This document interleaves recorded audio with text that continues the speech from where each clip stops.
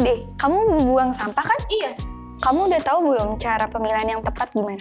Emangnya gimana? Nih, yang pertama, Terdapat jenis-jenis sampah yaitu sampah mudah terurai, sampah daur ulang, sampah B3, dan sampah residu. Apa sih yang dimaksud dengan sampah mudah terurai? Sampah mudah terurai adalah sampah yang mengandung bahan yang mudah diurai secara alami oleh bakteri tanpa perlu adanya campuran bahan kimia apapun, dan sifatnya mudah membusuk. Contoh dari sampah ini adalah sisa-sisa makanan, sayur-sayuran, buah-buahan, daun kering, dan jerami. Sampah daur ulang adalah sampah yang mengandung bahan yang dapat dimanfaatkan kembali dengan pengolahan maupun tanpa pengolahan terlebih dahulu. Contoh sampah daur ulang adalah plastik, kertas, kardus, dan kaleng. Sampah daur ulang biasanya berlabel warna kuning. kalau tisu itu termasuk sampah residu, jadi kamu masukin ke label berwarna abu-abu. Oke. Kalau yang ini apa dong? Nah, sampah B3 itu biasanya kalau di sekitar kita tuh termasuk ada masker, sarung tangan, juga obat-obatan. Jadi, kamu udah tahu kan cara pemilihan sampah yang tepat gimana? Dah. Oke. Makasih ya. Iya, sama-sama. Nih guys, aku kan habis minum boba ya. Sebelum kita buang ke tempat sampah, kita pilah terlebih dahulu ya.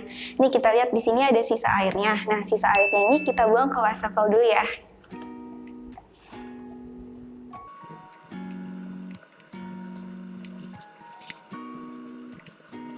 Nah, untuk sampah selanjutnya kita buang ke tempat sampah sesuai jenisnya.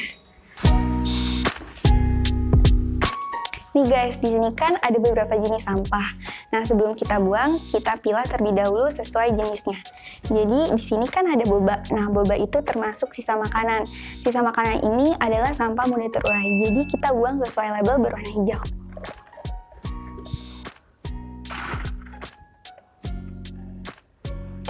Lalu di sini kan ini cup plastik ya. Nah, cup plastik itu termasuk sampah daur ulang. Jadi kita buangnya ke label berwarna kuning. Dan yang terakhir ini adalah sedotan. Nah, sedotan itu termasuk sampah residu. Jadi kita buangnya sesuai dengan label berwarna abu-abu.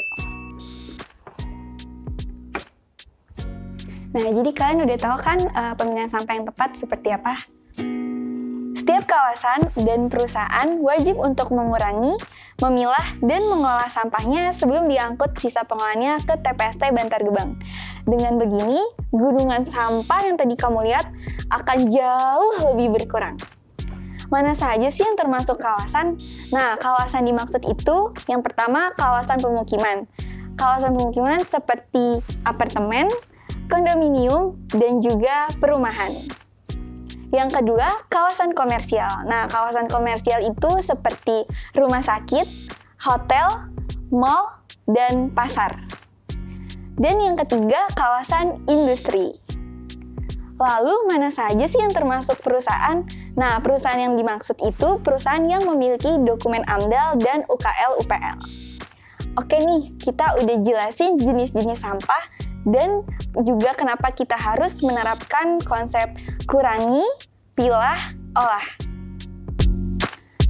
Nah, tujuan dari memilah sampah adalah mengurangi jumlah sampah yang dibuang ke TPST Bantar Gebang supaya tidak menumpuk, sehingga mengurangi sampah sebesar 30% pada 2025. Terlaksananya kewajiban pengolahan sampah bagi kawasan dan perusahaan dapat mengubah sudut pandang pengolahan sampah yang melibatkan peran dunia usaha. Kawasan atau perusahaan wajib mempunyai minimal ada 4 jenis tempat pilah sampah, yaitu jenis sampah mudah terurai, dapat didaur ulang, residu, dan B3. Lalu tempat sampahnya juga harus safety, harus kedap air, mudah dibersihkan, memiliki tutup, dan tentunya saja harus dibedakan dengan label sesuai jenisnya masing-masing. Kalian udah pada tahu belum sih apa itu pemilihan sampah? Pemilihan sampah adalah pengelompokan dan pemisahan sampah berdasarkan jenisnya. Nah, pemilihan sampah ini merupakan tahap paling penting dalam penanganan sampah kawasan dan perusahaan. Jadi, sangat penting dalam sampah yang dipilah dengan baik dan benar akan mempertahankan nilai ekonominya. Sehingga, sampah yang terpilah dengan benar sesuai jenisnya akan lebih berharga daripada sampah yang sudah tercampur. Sampah yang dipilah dengan benar dapat memudahkan proses pengolahan dan juga proses daur ulang selanjutnya.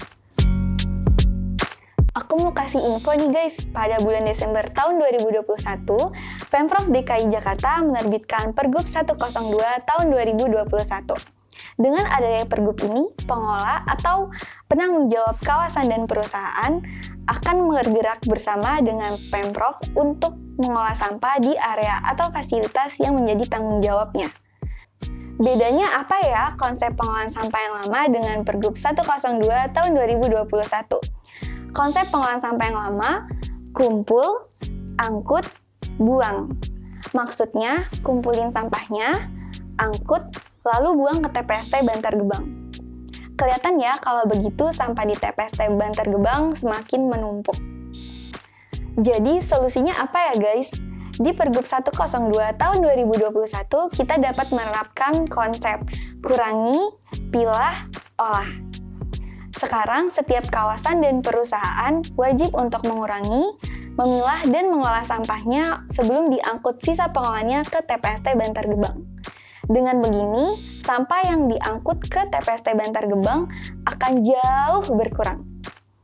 Nah, dengan adanya Pergub 102 tahun 2021, yang diangkut ke Bantar Gebang hanyalah jenis sampah residu.